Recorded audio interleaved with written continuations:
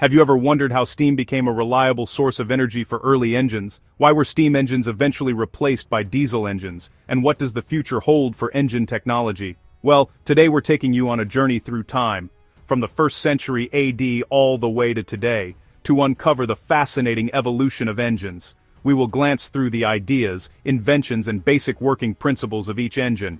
It's going to be a long but exciting journey, so stay with us till the end. And trust me, you'll come away with a whole new appreciation for engines and their history. Let's rev up and get started. At first, let's look into where the idea of steam power first began. Have you ever heard of the Aeolipile? It was invented by Heron of Alexandria around 50 CE, is widely regarded as the first recorded steam engine or reaction steam turbine. Heron was a Greek mathematician and engineer who was active in Alexandria in Egypt during the Roman era. The Aeolipile operated on the principle of jet propulsion, using steam escaping through bent nozzles to produce rotational motion. It used a hollow metal sphere that spun when steam escaped through small jets on its sides, creating torque. The device was called the Aeolipile, named after Aeolus, the Greek god of wind and air, and the Latin word pila, meaning ball. Pretty fitting, right? However, despite its ingenious design, the Aeolipile was not a practical source of power, and had no direct influence on later steam engine development. It lacked a mechanism to convert its rotational motion into useful work, such as driving machinery or performing labor, and its efficiency was extremely low due to the free escape of steam.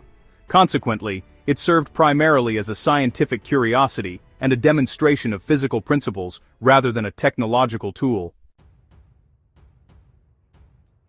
Now, let's look into Islamic Golden Age inventions. Roughly between the 9th and 12th centuries, engineers and scholars across the Abbasid Caliphate made significant advances in mechanical design and fluid power systems, drawing on earlier Greek, Persian, and Indian sources. The Banu Musa brothers, Ahmad, Muhammad, and Hassan ibn Musa ibn Shakir, were 9th century Persian scholars renowned for their groundbreaking contributions to mechanical engineering. Their most influential work, Kitab al-Hiyal, the Book of Ingenious Devices, compiled over 100 mechanical inventions that showcased advanced understanding of pneumatics, hydraulics, and automated control systems. Their designs featured self-regulating valves, feedback mechanisms, and programmable devices, concepts that would later become foundational in steam engine technology. In the 12th century, al-Jazari, the scholar, inventor, mechanical engineer, artisan, artist, and mathematician from Jazira in Mesopotamia, designed piston pumps powered by water wheels, crankshafts, and reciprocating mechanisms, the same basic ideas later seen in steam and internal combustion engines. Even though these machines used natural power sources like flowing water instead of heat or fuel, they marked a crucial leap forward, transforming continuous natural motion into controlled, repeatable mechanical work. Taqi ad-Din Muhammad ibn Maruf, born in 1526 in Damascus, was a brilliant Ottoman polymath whose work spanned astronomy, mathematics, mechanics, and engineering. His steam-powered spit mechanism, developed in 1551, represents an early and insightful application of steam energy for mechanical work. He described how steam could be directed into vanes attached to a wheel, causing it to rotate and turn a spit for roasting meat. His design involved a closed copper vessel filled with water, heated to produce steam that escaped through a nozzle and struck the blades of a wheel, causing it to turn. This concept demonstrated a clear understanding of converting thermal energy into mechanical motion, making Taqi ad-Din one of the earliest engineers to envision steam as a viable source of mechanical work. In the 17th century, an Italian engineer named Giovanni Branca published a book, Le Machine, featuring 63 woodcut illustrations of mechanical devices. Among them was a design for a steam engine, one of the earliest of its kind. Branca's engine consisted of a large boiling vessel with a tapered neck that emitted a jet of steam directed at a paddle wheel, effectively turning it. It bears little connection to later applications of steam power and represents only a modest advancement over the Aeolipile. In 1698, English inventor Thomas Savery developed a pump designed to draw water using steam condensation. This was the first commercially used steam-powered device. In operation, steam from boiler was first admitted into a closed vessel until fully filled, allowing it to be discharged through a downpipe into the water body below. When the steam was then condensed by cooling, it created a vacuum within the vessel. This vacuum caused atmospheric pressure to force water upward through a pipe into the vessel until it was completely filled. Afterwards, the bottom valve was closed and fresh steam was introduced again to force the water out, usually to a higher level or discharge point. Although Savory's pump had no moving pistons or cylinders like later steam engines, it laid the foundation for steam power technology. While innovative, it had serious limitations. It could only raise water about 25 feet, plus it consumed large amounts of fuel, making it inefficient compared to later designs. There was one more invention we need to look into while discussing about steam engines. This was the steam digester by French physicist, mathematician and inventor Denis Papin. He invented a tightly sealed vessel designed to use steam pressure to cook bones until they're soft. Essentially, an early version of the modern pressure cooker. This invention could trap steam until enormous pressure built up inside. To prevent it from exploding, Papin added a safety valve, a simple yet revolutionary idea that would later become a key feature in steam engines.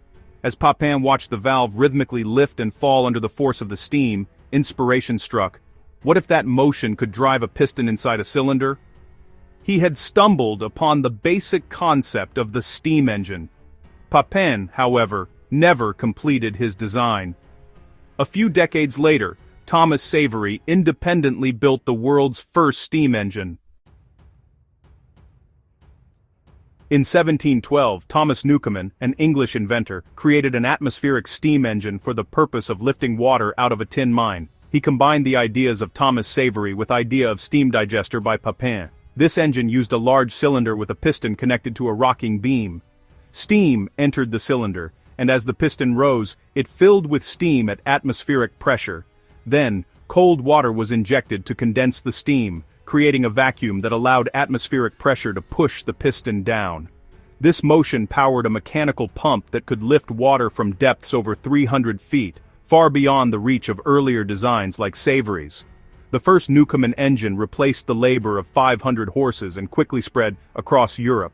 Over the next 50 years, dozens were installed in mines, with only minor changes to the original design, a testament to its effectiveness and reliability. It laid the groundwork for future innovations.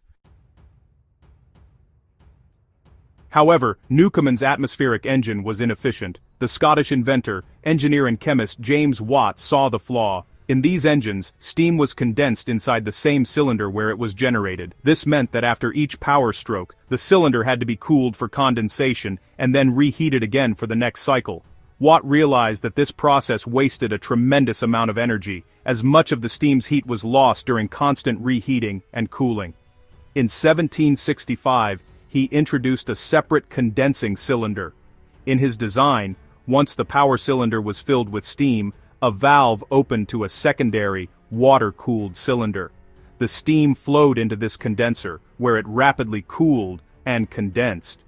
This created a vacuum that drew the steam from the main cylinder, triggering the power stroke.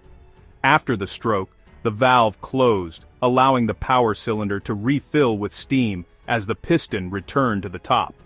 After years of experiments and early financial struggles, Watt patents his invention in 1769. Watt not only introduced the condenser, but also improved nearly every component of the engine. By the late 1770s, he focused on improving the mechanical integrity of the system. These enhancements resulted in a more reliable engine that used only half the coal to produce the same power. Watt's improved engine was first sold to the Caron Company Ironworks in 1776. In 1781, Watt introduced a system using a sun and planet gear, converting the engine's linear motion into rotary motion. This made the steam engine suitable for a wide range of applications beyond pumping, replacing water wheels in many industries. It was a pivotal moment in the Industrial Revolution, as power sources were no longer tied to rivers or specific terrain. His partner, Matthew Boulton, capitalized on this by developing machines powered by rotary motion, leading to the creation of the Soho Foundry, the first modern industrial factory, which produced advanced steam engines. Watt continued to refine his design by introducing the double-acting engine. In this version, steam was applied alternately to both sides of the piston, doubling the power output and producing smoother, more continuous motion. This made steam engines even more versatile and efficient, suitable for a wider range of mechanical tasks. One of Watt's most elegant mechanical solutions was the parallel motion mechanism. It addressed the challenge of keeping the piston rod moving in a straight line while connected to a pivoting beam. This linkage allowed for precise and durable engine operation, ensuring the piston remained true within the cylinder and improving overall reliability. Richard Trevithick pioneered the use of high-pressure steam, which produced more power in a compact form. Unlike Watt, who was cautious due to safety concerns, Trevithick's engines embraced the risks for greater performance. High-pressure engines eventually became standard, especially in transportation and mobile applications. These engines use steam in successive cylinders at decreasing pressures, extracting more energy from each unit of steam. This approach was particularly effective in marine and large-scale industrial applications, where fuel efficiency was critical. In 1804, Trevithick built the first steam-powered railway locomotive. This innovation laid the groundwork for the railway revolution, which would transform economies and societies in the decades to come. Exhaust steam was vented straight up a vertical pipe, avoiding the need for a condenser, and thus any infringement of Watt's patent. The piston's linear motion was converted directly to rotation by a crank, dispensing with the traditional beam. By 1812, steam locomotives were in commercial use, particularly in coal mines. These engines proved reliable and efficient, marking the beginning of steam-powered rail transport. Their success encouraged further development and investment in railway infrastructure. Though experimental, it demonstrated the potential of steam engines for land transport. This innovation laid the groundwork for the railway revolution, which would transform economies and societies in the decades to come. Steam engines were the titans of their time, a symphony of hot metal, steam, and incredible noise. They were constructed from tons of cast iron, with pistons the size of a dustbin, and flywheels that could crush a car. They weren't just machines, they were architectural marvels. It was this very power that built the modern world, laying down the railway lines and forging the steel that would define an entire century of progress. It powered the ships that connected empires and the locomotives that opened up new frontiers. But even the mightiest of giants has its weaknesses, and the age of steam, for all its majesty, was not destined to last forever. Now, as magnificent as they were, steam engines had a few, shall we say, drawbacks. For a start, they were terribly inefficient. You had to burn an enormous pile of coal just to boil a massive tank of water. A huge amount of that heat energy simply vanished into the air, doing absolutely nothing useful. Only a small fraction of the energy from the fuel actually went into pushing the piston. This wasn't a problem when coal was cheap and plentiful, but it was hardly an elegant solution. Then, there was the sheer size and weight of it all. A steam engine required a massive boiler, a furnace, a water tank, and a mountain of coal or wood to feed it. This made them incredibly heavy and cumbersome. They were also slow to get going. You couldn't just turn a key and drive off. You had to light a fire, build up a head of steam, and wait. It could take hours. This lack of spontaneity was a major inconvenience. Safety was another rather pressing concern. You were essentially managing a controlled explosion inside a giant metal kettle. The constant need for water also limited their range. A steam locomotive was only as good as its next water tower, making long journeys across arid regions a significant logistical challenge. The whole operation was labor-intensive, requiring a driver and a fireman to keep the beast fed and happy. So, the world needed something better, something smaller, lighter, and more efficient. Engineers and inventors across Europe began to wonder if there was a way to create power without the whole palaver of an external boiler. They needed an engine that created its power from within. The stage was set for a new kind of revolution, one that would happen not in a giant boiler, but inside a tiny cylinder. The search for a successor to steam was on. The big idea that changed everything was internal combustion. Instead of burning fuel outside the engine to make steam, why not burn it right inside the cylinder? One of the first chaps to have a real go was a Belgian inventor named Etienne Lenoir. In 1860, he created an engine that ran on coal gas. It worked by sucking in a mixture of gas and air, which was then ignited by an electric spark. Pop! The explosion pushed a piston, and you had power. It was a brilliant concept, but his engine was not very powerful and still quite inefficient. The real breakthrough came from a German engineer, a clever fellow named Nicolaus Otto. He was obsessed with making the internal combustion engine work properly. In 1876, he perfected what we now call the four-stroke cycle. This is the suck, squeeze, bang, blow process that still powers most petrol cars today. Suck in fuel and air, squeeze it into a small space, ignite it with a spark for the bang, and then blow out the exhaust. This four-step dance was far more efficient than Lenoir's design. It compressed the fuel mixture before igniting it, which unlocked a great deal more power.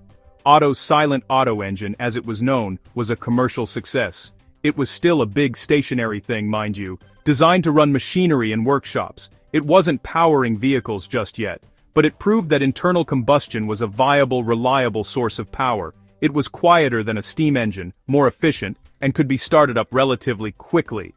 This was the foundation upon which the entire automotive world would be built. Inventors like Carl Benz and Gottlieb Daimler would later adapt Otto's principles to create the first petrol-powered automobiles, putting the world on wheels. However, the fuel they were using, either gas or a volatile petroleum spirit, was expensive and highly flammable. While the spark ignition engine was perfect for smaller applications, industry and heavy transport still needed something with more grunt. They needed an engine that combined the raw power of steam with the efficiency of Otto's internal combustion design. The world needed an engine that could run on cheaper, less refined fuel. Enter Rudolf Diesel. He was a German thermal engineer with a very specific, ambitious goal. At 1892, he theorized that by compressing air to an incredibly high pressure, it would become so hot that it could ignite fuel spontaneously, without needing a spark at all. It meant you could use a less volatile, cheaper fuel, something more like an oil than a petrol. By 1897, Diesel successfully built the first working prototype, which demonstrated the principle of compression ignition. Air was drawn into the cylinder and compressed so intensely that its temperature soared to over 500 degrees Celsius. At the perfect moment, a fine mist of fuel was injected into this superheated air, and it instantly exploded, driving the piston down with tremendous force. This was the birth of the compression ignition engine. In 1900, the engine gained international attention at the Paris exhibition, where it ran on peanut oil, showcasing its versatility with fuels. The early 20th century saw rapid adoption, with the first diesel-powered trucks appearing in 1908, and ships and locomotives following by 1912. By the 1920s and 1930s, diesel engines were being used in tractors, passenger cars and trains, thanks to their fuel efficiency and durability. The post-World War II era, especially the 1950s, marked a boom in diesel use for commercial transport. The oil crises of the 1970s further boosted diesel's popularity in Europe due to its superior fuel economy. Technological advancements in the 1990s, such as turbocharging and direct injection, significantly improved performance and emissions. For a long time, diesel engines had a bit of a reputation for being noisy, smoky, and, well, a bit smelly. In the 2000s, clean diesel technologies emerged, reducing pollutants and making diesel engines more environmentally friendly. The 2010s brought further innovations, including ultra-low sulfur diesel, biodiesel blends, and hybrid diesel-electric systems. Today's engines are incredibly sophisticated. They use high-pressure common rail fuel injection, variable geometry turbochargers, and complex computer management systems. These advancements make them quieter, more powerful, and vastly more fuel efficient. Significant progress has also been made on the environmental front, with exhaust treatment systems, like particulate filters, and selective catalytic reduction drastically cutting down on harmful emissions. The future is looking even more interesting. Engineers are now exploring hybrid systems, pairing diesel engines with electric motors. This is particularly promising for ships and trains. There is also a lot of research into alternative fuels. Remember, Rudolf Diesel's first engine ran on peanut oil. Today we're developing advanced biofuels and synthetic e-fuels that could one day make diesel power carbon neutral. So, from the hissing behemoths of the steam age to the high-tech computer-controlled diesels of today, the evolution of the engine is a story of relentless innovation. It's a tale of brilliant minds like Watt, Otto, and Diesel, who saw a problem and engineered a solution. Their work fundamentally reshaped our world, giving us the power to build, to travel, and to trade, on a global scale. The deep powerful beat of the engine, whether powered by steam, petrol, or diesel, is the rhythm that has driven human progress for over 2 centuries, and its legacy will continue to shape our future for years to come.